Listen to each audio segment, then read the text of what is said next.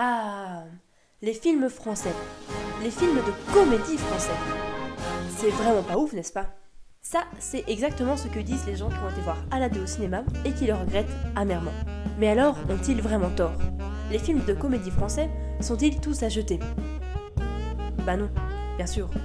On ne peut pas prendre un seul film et décider qu'il représente absolument tout son genre. Et je vais vous le prouver aujourd'hui en vous présentant un des doyens du cinéma de comédie français. Un vieux de la vieille, comme disent les gens un peu gênants, j'ai nommé Claude Zidi. Alors Zidi, c'est un garçon pas comme les autres et je sais qu'il ne m'aimera jamais, mais surtout je sais qu'il est français et qu'il est né le 25 juillet 1934. Ce qui lui fait 88 belles années passées sur notre chère petite planète. C'est en 1953 qu'il commence une formation de directeur de la photographie à l'École nationale supérieure Louis Lumière, qui au passage aurait dû s'appeler Vue Lumière et non Louis Lumière, parce que ça n'a aucun sens, mais passons. Claude Zidi est diplômé en 1955, donc à 21 ans, et il passa par les rôles d'assistant opérateur, de cadreur et de directeur de la photographie jusqu'en 1970 où il commencera à réaliser ses premiers films. Il en sortira 4 en 4 ans, Les Bidas s'en vont en guerre, Le Grand Bazar, Les Fous du Stade et Les Bidas en folie. Il les aura réalisés et scénarisés.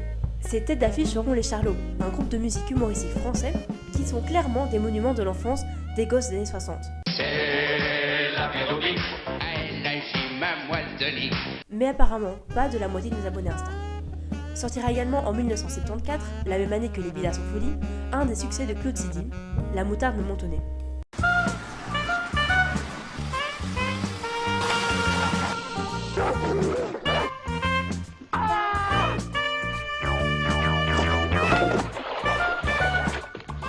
Qu'il réalise et co-scénarise. Pour le coup, il se passe des Charlots, mais le casting n'est pas moche non plus. Après ça, Claude ne se sent plus. Il va enchaîner les films, nous sortant une comédie tous les ans.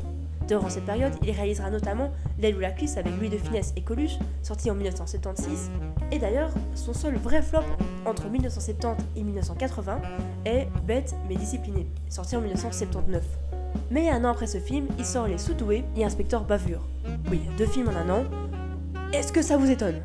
Mais on peut tout de même noter que c'est à partir de 1980 qu'il y aura parfois 1 voire 2 ans entre la sortie de ces films. Et c'est comme ça que le public de l'époque découvre Les Sous-doués en vacances en 1982, suivi de Benzaï en 1983 ou encore La Totale en 1991. Et encore plein d'autres films où on pourra retrouver tous les grands noms de la comédie française de l'époque. En témoigne le casting d'Astérix et d'Obélix contre César, qu'il réalise en 1999. Cet homme a littéralement le gantelet d'infinité des comiques français dans ses films. Il se fera même connaître sur le marché américain avec True Line, l'adaptation de Total. C'est aussi dans cette période, en 1984, qu'il réalisera Les Ripoux. Heureusement qu'il n'y a pas que des ripoux chez les flics. Dis donc, ça veut dire quoi, ripou? Tu connais pas le verlan? Tu inverses les syllabes. Ripou, pourri, pourri. Avec le jeune Terry Lhermitte. Enfin, jeune à l'époque. Il s'agit d'un film policier-comédie qui aura droit à 3 suites, Ripoux contre Ripoux en 1989, Ripoux 3 en 2003 et Les Ripoux Anonymes en 2011. Même si ce dernier n'est pas un film, mais plutôt une série qui a été annulée après la diffusion d'un seul épisode, mais que Claude a co-réalisé avec son fils Julien Zidi. Il a d'ailleurs 5 autres enfants qui travaillent tous dans le cinéma. C'est par exemple l'un de ses fils, Claude Zidi Jr., Et moi? qui a réalisé et co-scénarisé le récent Ténor.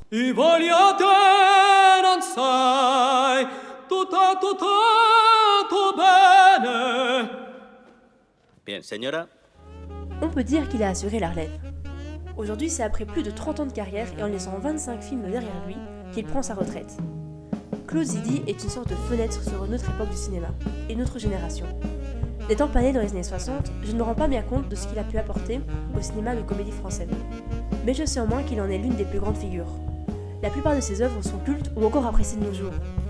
Certaines ont probablement mal vieilli, mais c'est un peu le risque. Ce réalisateur a dû vivre tellement de choses incroyables durant sa carrière. Son expérience doit être tout bonnement fabuleuse. Il doit avoir énormément de choses à raconter. Donc, monsieur Zidi, si vous passez par là, sachez que j'ai extrêmement envie de vous interviewer. Même si bon, des interviews de Zidi, ce n'est pas ce qui manque sur YouTube. Sur ce, j'espère vous avoir appris des trucs plus ou moins utiles et de vous avoir convaincu que tous les films français qui se veulent drôles ne sont pas qu'à regarder en lendemain de soirée ou acheter à la poubelle. En tout cas, maintenant, vous avez une longue liste de bons films de comédie français à voir. Je vous dis donc à plus les gens et bonne nuit à tous.